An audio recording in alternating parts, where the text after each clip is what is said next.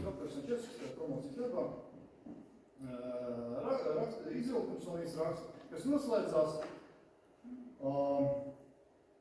par to, ka sakrālās vietas tika rituāli slaucīts ar bērnu slotu, lai aizslaucītu nelabotas gārus.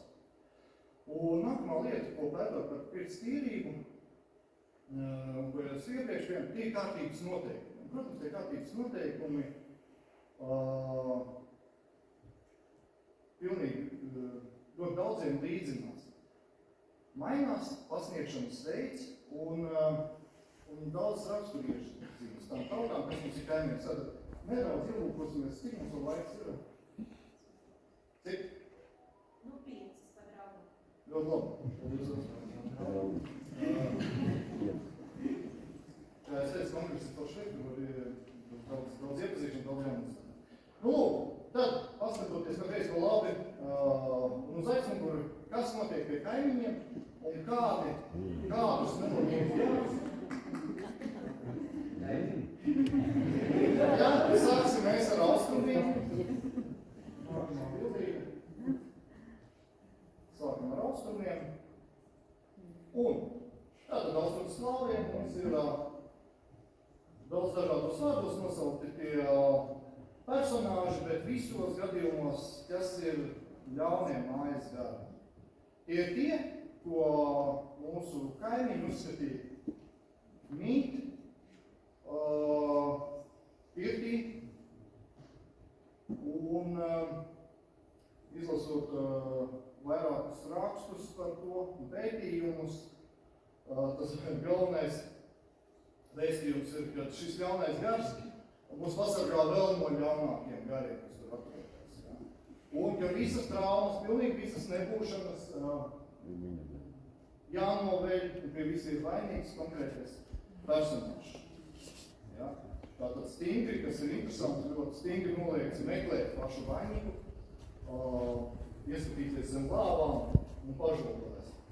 Pieļauju, ka tādas pirktas ir, kurās tiešām būtu arī mūsdienās bail ieskatīties zem lāvām. Ļoti negribās, bet acīm redzam, tā bija ikdiena. Ja reiz parādījās tāds, ne atpakaļ.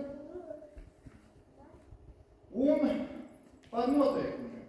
Vainīgs vai ančutka, kas ir vēl mazāks tāds tēls, kas apmēram 2 cm liels, ja, stingri aizliedz iet tumsas laikā, pirtī, tumšajā dienas laikā, kā mēs sapratām, ilgi uzturēties pirtī, nu, kā es arī rakstīju par milsas milsi, ja. Kā nomazgājies, tā notinies, ja. Nav ko tur darīt daudz tajā pirtī, ja, un, protams, nedrīkstējām čukli ieraudzīt, vai to vainīgu. Braucam tālāk. Jā. Es vienu pāri, kas, protams, lasītu, ja nē, vienmēr pajautāsiet, vai es arī esmu. Jautājums ir lektoriem, vai nav iebildumi, kā prezentācija, pēc tam mēs sakoputā veidā ieliekam mūsu konferences apskatā. Jā. Labi? Ja nav iebildumi, autortiesības. Autortiesības šeit es esmu sāktas autortiesības. Jā, es esmu uzrakstījis visu tā kā zāku nav grēts.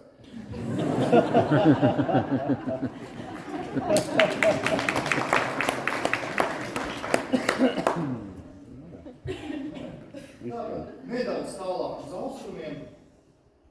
Jā, starp citu, lielu daļu informācijas es palūdzu, un ļoti ātri man atsaucās mani audzēkļi, kas bijuši Miki Tokerem no Japānas, Lula no Somijas, Ingūna kas dzīvo Zviedrijā un no Baltkrievijas arī.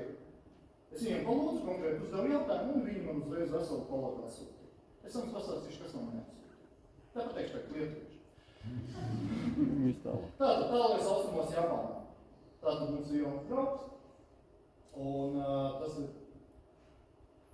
Akaname. Nu, tas mani pārsteidz. Japāņi, zinot viņu kultūru, tīrības kultūru, īpaši es arī to pierakstīju, kam viņi pievērš uzmanību nevien brīdām, kas viņu kultūrā ir galvenā ēkas sastāvdaļa, bet arī griestu un visu pārējo saduras vietu, griestu un sienu tīrīšanai. Nu, lūk, mēs zinām, ir Furako, Sento un Furo.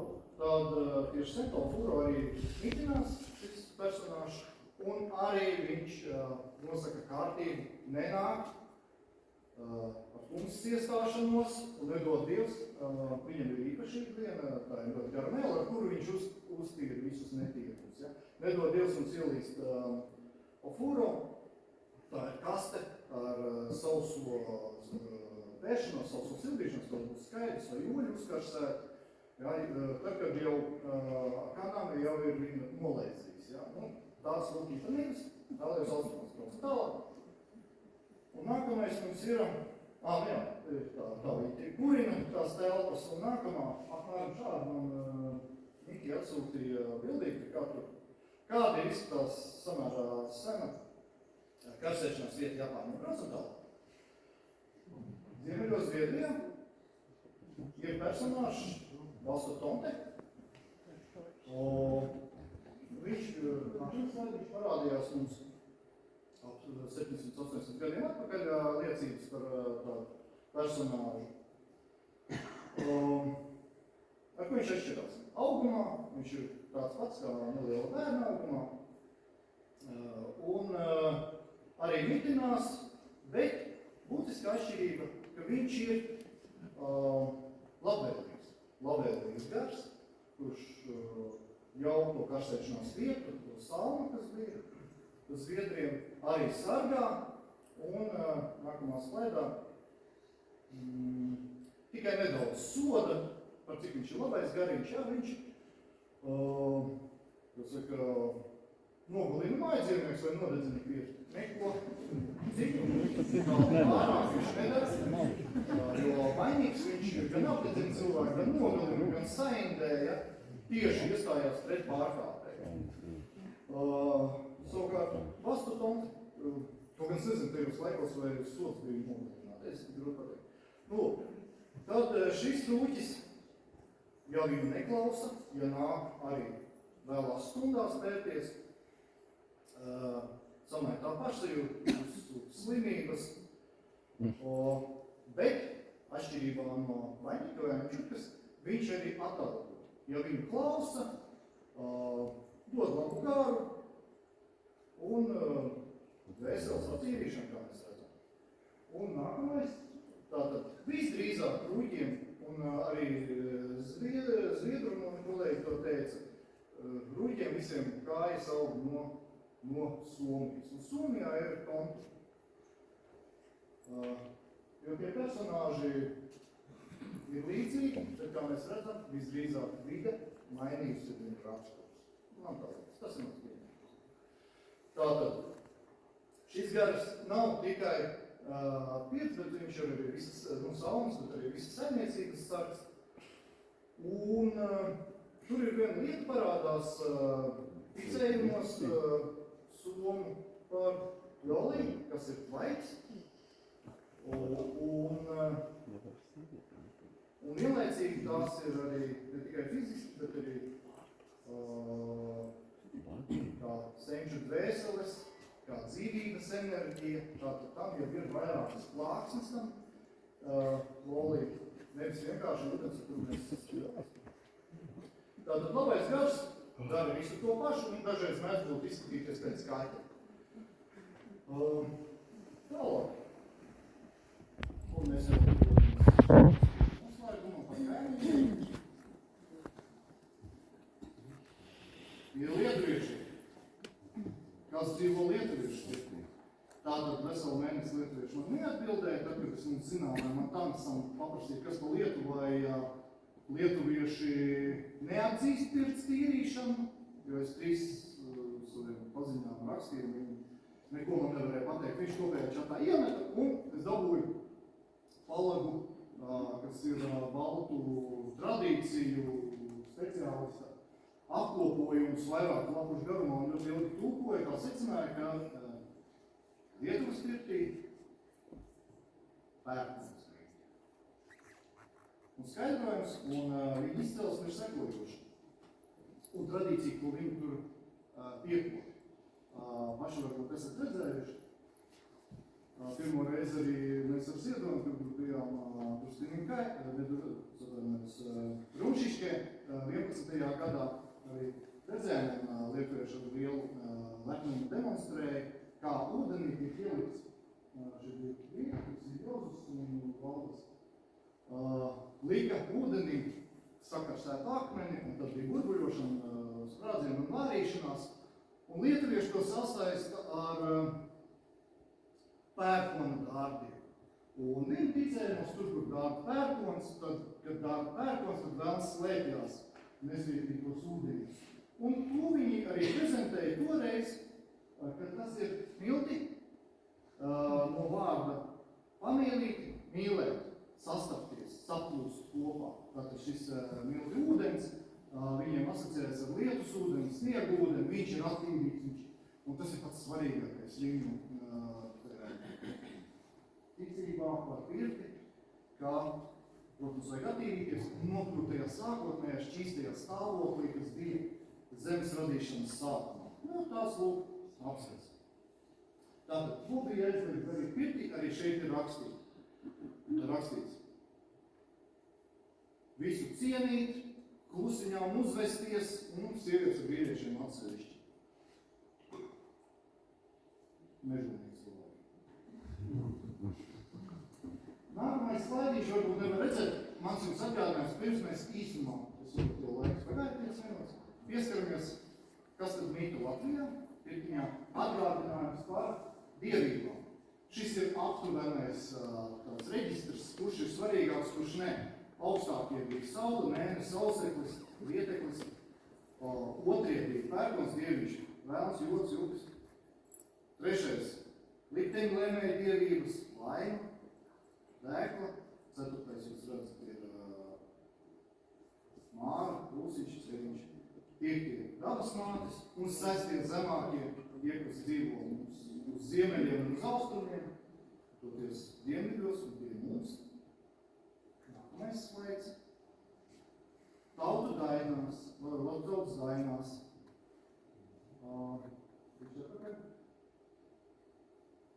Tautas dainās un tautas ticējumos ārkārtīgi rēti, cik es tagad 2 nedēļās izpētīju,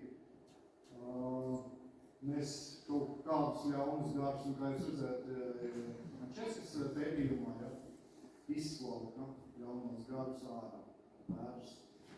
Nu, tad tie ir apraksti, kur mēs redzam gan Māriņu, gan Laimiņu, un viņu uzrunas Latvijas dainās. Nākamais? Jā. Tātad arī šeit par pirti izmazgā, iztīra un svētajām meitām atstāja lapības, sodiņas. Kas ir šīs svētās meitas, kuras iet pakaļ un met acīs, netīrums, ja nav iztīrums, pirts nezinu, pirmā dzirdēšana. Bet noteikti es ļoti sāsmēs. Tālāk. Vēl ko es atradu, un tie ir ļoti mazi krikumi, kad būs kaut kādi jauni, un šeit bija pirms augšā sēžot var dzirdēt naudas glabātājiem. Nezinu arī, kas tie tādi, varbūt jūs ziniet, tāpēc man ir interesanti. Pastāstīt, varbūt pastāstīt. Un daži ticēji. Nākamais slaidīši. Un šeit ir arī, kā tiek lietota, pirts dainās mēs varam atrast. Un, protams, visu iet runa par tīrību un nav par tiem. Arī, šeit, jā, plāns bija par viroņiem, kas mazgājas pirtī. Ja reiz tā, tad kaut kur tā arī bija. Nākamais. Arī vēl vieni gari apraksti. Arī tos varēsiet saņemt un izlasīt, kas ir arī ārkārtīgi interesanti, ka tik tiešām tiek uzrunāti dievības augstākas stāvošas dievības pirtī. Nākamais.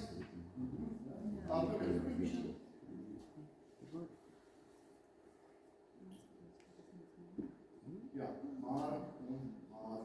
Pešo šeit, protams, arī pieminēts ir vēlns, kas lotu nedrīkst atstāt, ja, vēlns pērsies. Visdrīzāk to arī nosaka vietējie kaut kādas tradīcijas. Nākamais. Nu, lūk, tad mums tautas skola. Vairums pirtnieki, pirts īpaši īpašnieki, par kuriem es runāju, un pirmnieki atzina. Covid bija tas laiks, kad mums bija visvairāk darba, kad cilvēki neskatoties uz visiem aizdevumiem brauc, jo bija tā sapratne, izjūta, kur ir tīrs un kur mūs gaida. Nu, lūk. Tātad, lūk, šāds mans tas, ko gribu teikt.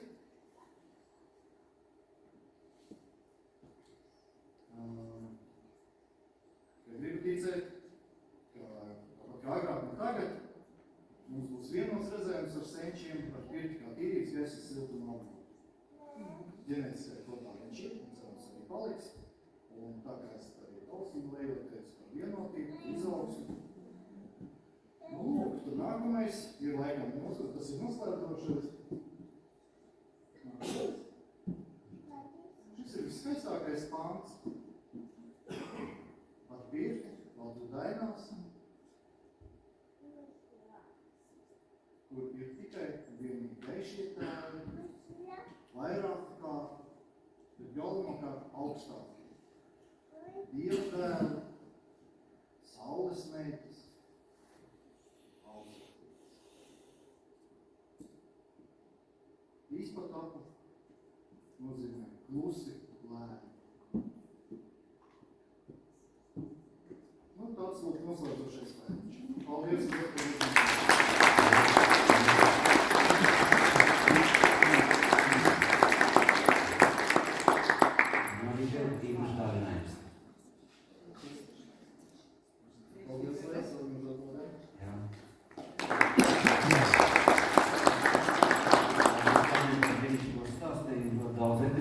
Salīdzinājumi